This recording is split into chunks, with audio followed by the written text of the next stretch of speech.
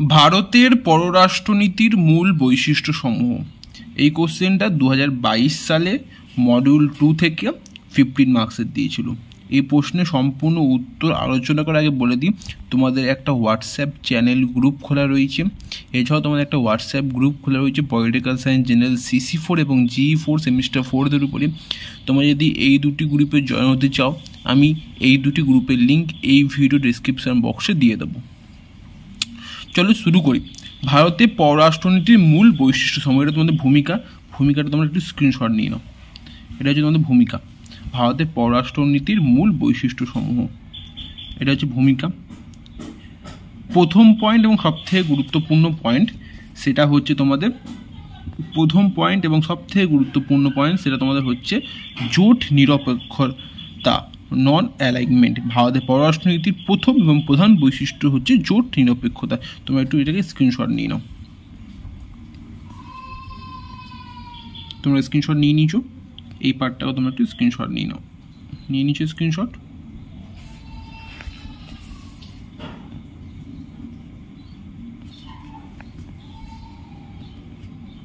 এত ভালো করে দেখানো একটাই কারণ, যে তোমরা জিনিসটা ভালো করে স্ক্রিনশট নিয়ে পরের নোটটা অন্তত করতে পারো, তাই জন্য এত ভালো করে তোমাদেরকে দেখানো।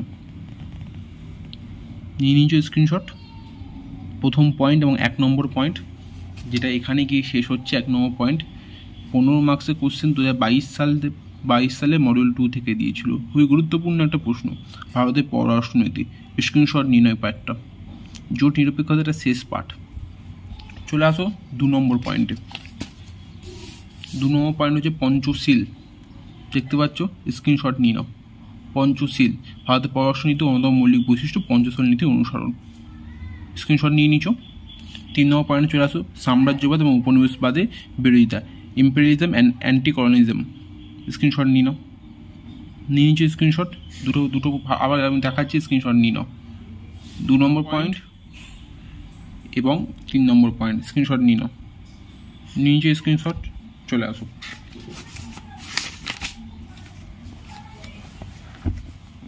4 নম্বর পয়েন্ট, ন্যায় উপনিবেশবাদের বিরোধিতা, অপোজিশন অফ নিউ কলোনিজম। স্ক্রিনশট নিয়ে নাও। নিয়ে নিচ্ছ স্ক্রিনশট। চলে আসো 5 নম্বর পয়েন্ট, বর্ণবাদ ও বিরোধিতা, অ্যান্টি রেসিজম। নিয়ে নাও স্ক্রিনশট। চলে আসো বিশ্ব শান্তি, ওয়ার্ল্ড পিস। স্ক্রিনশট নিয়ে নাও। স্ক্রিনশট নিয়ে নিয়েছো। চলে আসো নেক্সট পয়েন্ট, নিরস্ত্রীকরণ।